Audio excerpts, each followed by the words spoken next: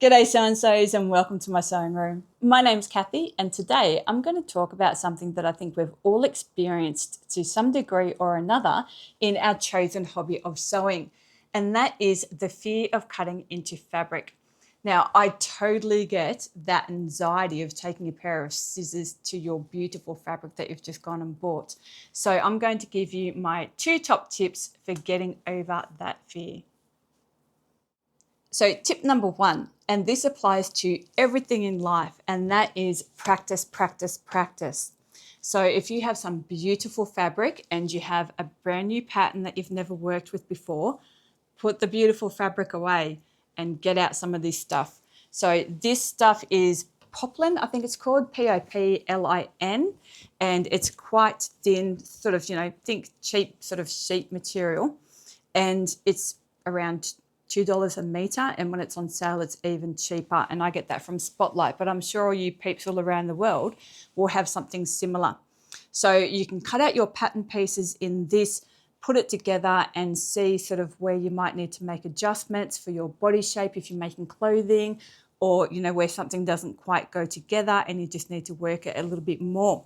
If you want something a little bit heavier, then you can use this stuff, and it's called, well, here in Australia anyway, it's called calico, I think, and it's a little bit heavier, it's a little bit rougher.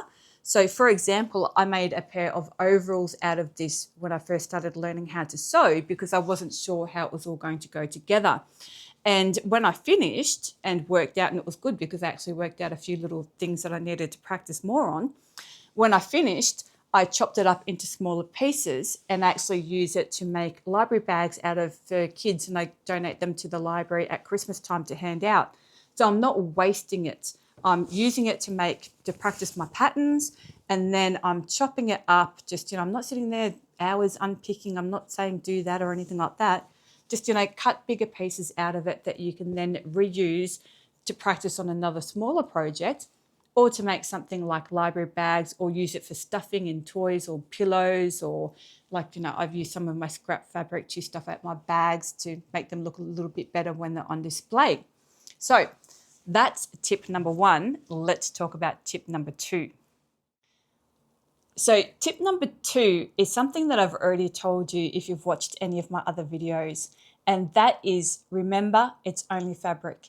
So when I say that, I'm not trying to be flippant of, get over it or don't worry about it or anything like that.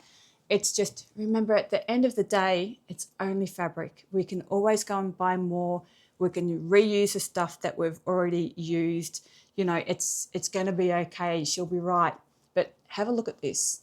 Now, a couple of weeks ago, I did a beginner bag, a pleated bag, and it was pretty easy to work out. But I was just having a day. I just wasn't paying attention to what I was doing. And I've been hoarding this fabric for ages. I just think it's beautiful. And when I thought about doing this bag, I thought I have the perfect fabric. I'm finally going to use that. Now, I don't know, well, I do know what I did. On one of my pieces, I cut it that way, the corners, and then the other piece, I had it the wrong way when I cut the corners, because I was just trying to go super fast and get prepped and ready. And I stuffed it up. It was a silly mistake, and I was mad at myself because that's all the fabric that I had. But I've kept it because all I need to do is just undo these pleats and take the handles off, and I've still got, a really decent amount of fabric there that I can reuse for something else. So then I tried again. And I tried, Adrian's laughing because he could hear me swearing from the house. And then I used this fabric, and I don't know what I did with this one, but I messed it up somewhere. I wasn't happy with the sizing. I think I was still playing with the sizing that I wanted.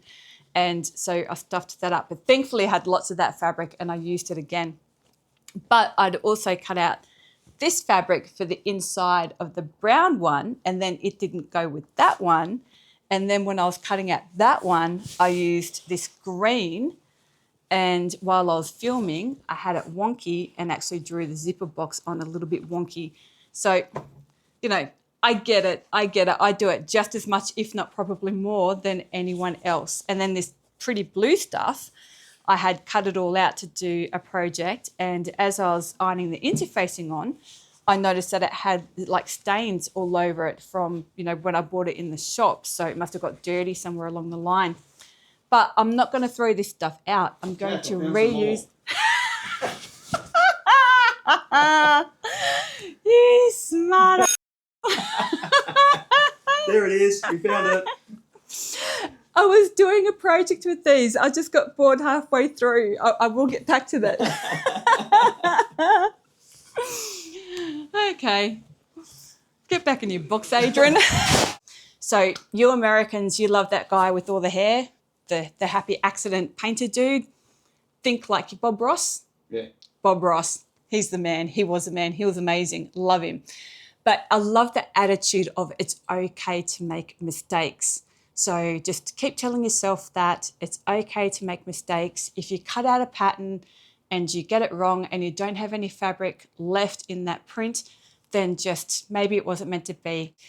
Okay, peeps. Well, that's my 2 cents worth for this week. I hope you have a lovely week and I will see you on Friday for another bag tutorial.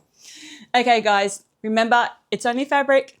We can always buy more with Adrian's credit card. No, it's not my credit card. It's your husband's credit card. No, I'll use your credit card. Yeah, but they can use other people's credit cards. Bye, peeps.